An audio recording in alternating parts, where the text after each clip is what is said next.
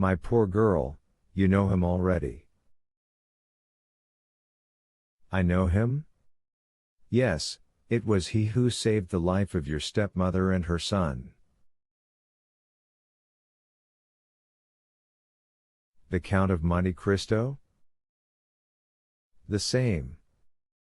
Ah, cried Valentine, he is too much the friend of Madame de Villefort ever to be mine.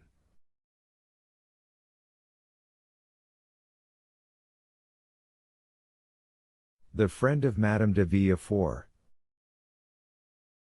It cannot be, surely, Valentine, you are mistaken?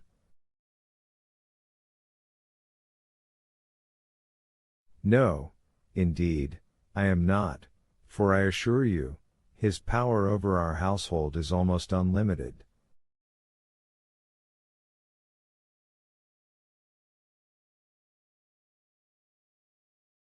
Courted by my stepmother, who regards him as the epitome of human wisdom, admired by my father, who says he has never before heard such sublime ideas so eloquently expressed, idolized by Edward, who, notwithstanding his fear of the Count's large black eyes, runs to meet him the moment he arrives, and opens his hand, in which he is sure to find some delightful present.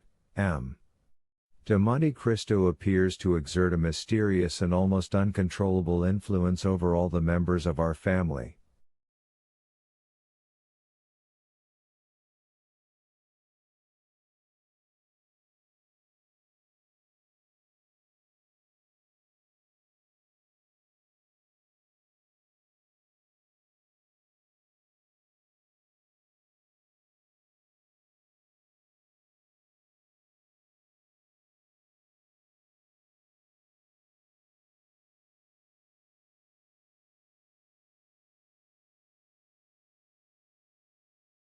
If such be the case, my dear Valentine, you must yourself have felt, or at all events will soon feel, the effects of his presence.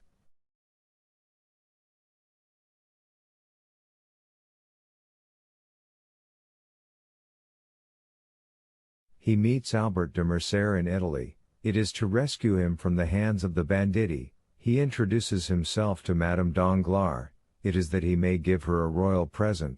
Your stepmother and her son pass before his door, it is that his Nubian may save them from destruction.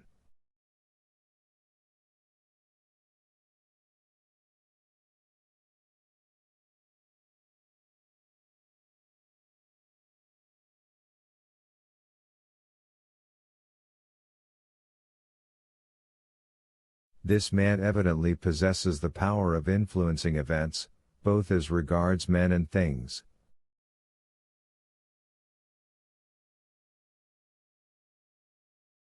I never saw more simple tastes united to greater magnificence. His smile is so sweet when he addresses me, that I forget it ever can be bitter to others.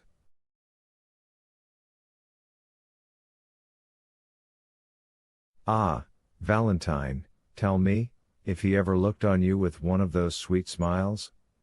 If so, depend on it, you will be happy.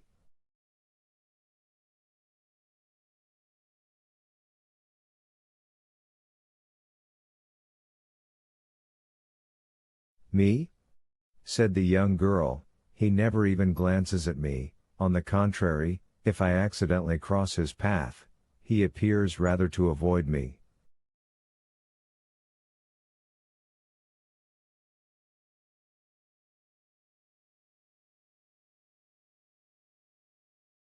Ah, he is not generous, neither does he possess that supernatural penetration which you attribute to him, for if he did, he would have perceived that I was unhappy, and if he had been generous, seeing me sad and solitary, he would have used his influence to my advantage, and since, as you say, he resembles the sun, he would have warmed my heart with one of his life-giving rays.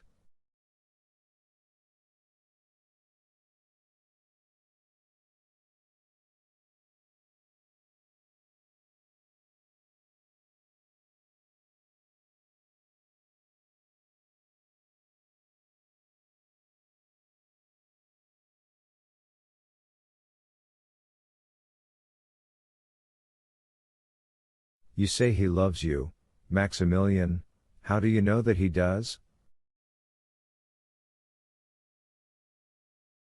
All would pay deference to an officer like you, with a fierce mustache and a long saber, but they think they may crush a poor weeping girl with impunity.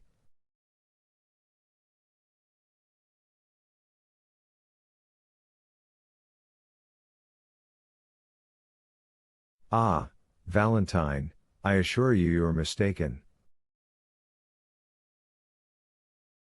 If it were otherwise, if he treated me diplomatically, that is to say, like a man who wishes, by some means or other, to obtain a footing in the house, so that he may ultimately gain the power of dictating to its occupants, he would, if it had been but once, have honored me with the smile which you extol so loudly, but no, he saw that I was unhappy, he understood that I could be of no use to him, and therefore paid no attention to me whatever.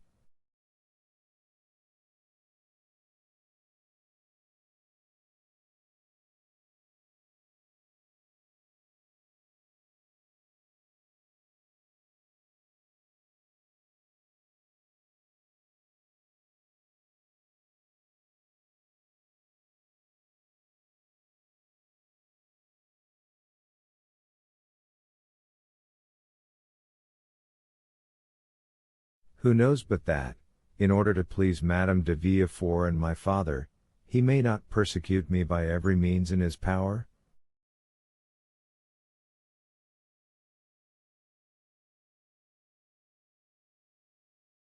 It is not just that he should despise me so, without any reason. Ah, forgive me, said Valentine, perceiving the effect which her words were producing on Maximilian, I have done wrong, for I have given utterance to thoughts concerning that man which I did not even know existed in my heart.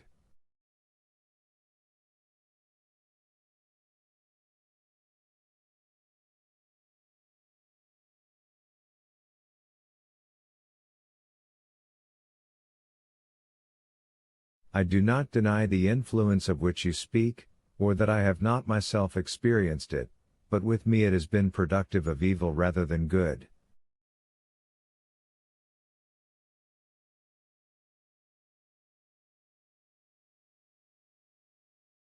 Well, Valentine, said Morel with a sigh, we will not discuss the matter further.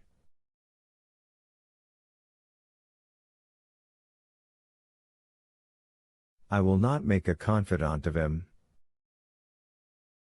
Alas, said Valentine, I see that I have given you pain. I can only say how sincerely I ask pardon for having grieved you.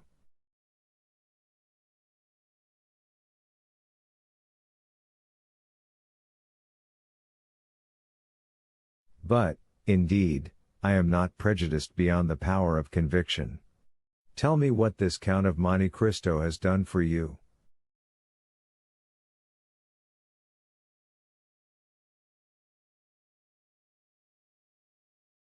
I own that your question embarrasses me, Valentine, for I cannot say that the Count has rendered me any ostensible service.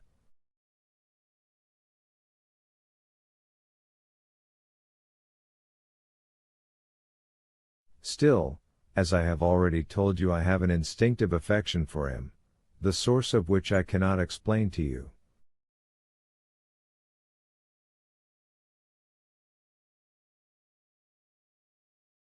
Has the sun done anything for me?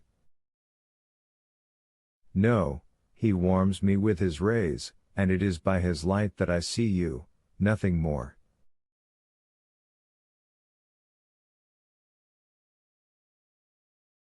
Has such and such a perfume done anything for me? No, its odor charms one of my senses, that is all I can say when I am asked why I praise it.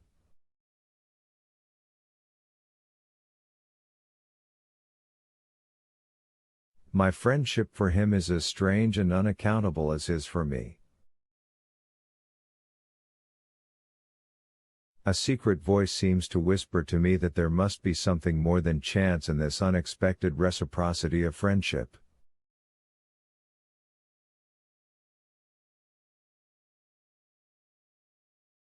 In his most simple actions, as well as in his most secret thoughts, I find a relation to my own.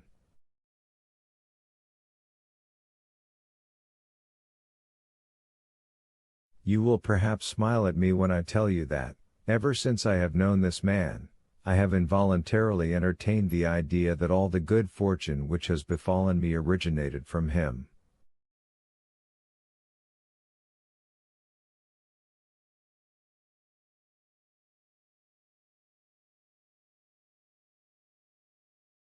However, I have managed to live 30 years without this protection, you will say, but I will endeavor a little to illustrate my meaning.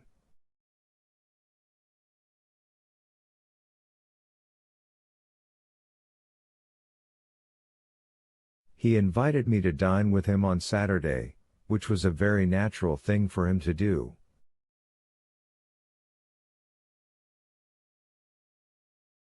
Well, what have I learned since?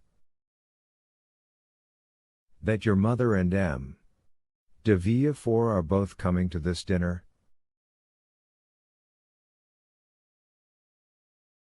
I shall meet them there, and who knows what future advantages may result from the interview?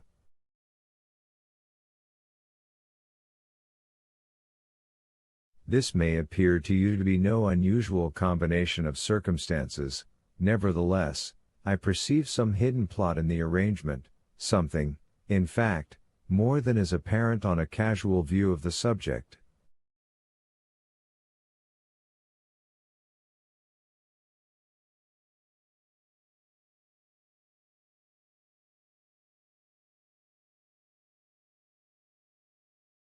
I believe that this singular man, who appears to fathom the motives of every one, has purposely arranged for me to meet M. and Madame de Villefort, and sometimes, I confess, I have gone so far as to try to read in his eyes whether he was in possession of the secret of our love.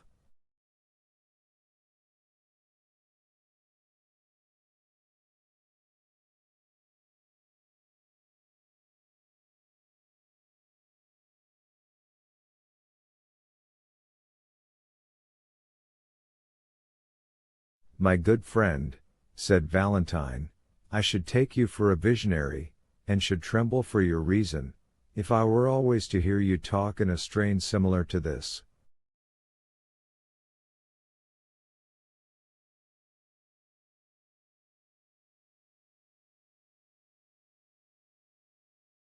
Is it possible that you can see anything more than the merest chance in this meeting?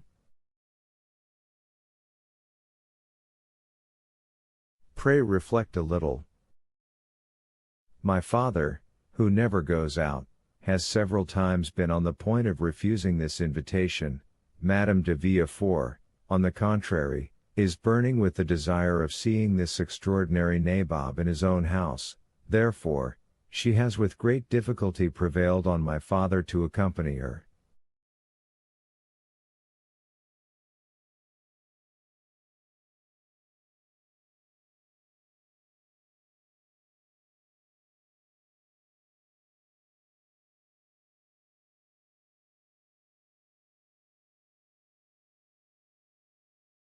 No, no, it is as I have said, Maximilian, there is no one in the world of whom I can ask help but yourself and my grandfather, who is little better than a corpse.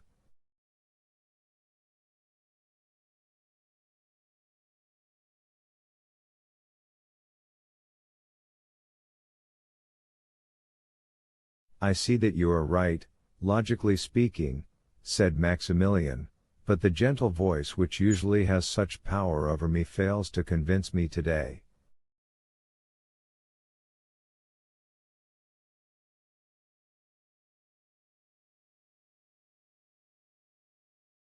I feel the same as regards yourself, said Valentine, and I own that, if you have no stronger proof to give me.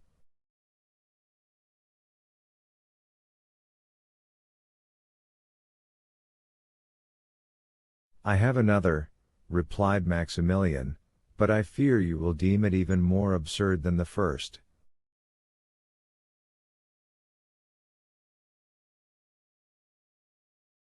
So much the worse, said Valentine, smiling. It is, nevertheless, conclusive to my mind. My 10 years of service have also confirmed my ideas on the subject of sudden inspirations, for I have several times owed my life to a mysterious impulse which directed me to move at once either to the right or to the left, in order to escape the ball which killed the comrade fighting by my side, while it left me unharmed.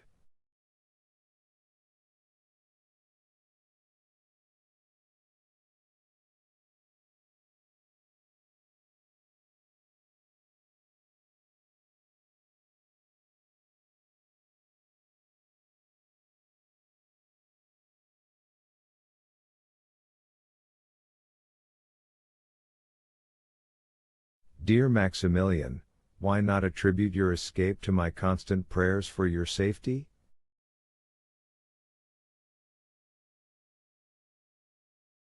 When you are away, I no longer pray for myself, but for you.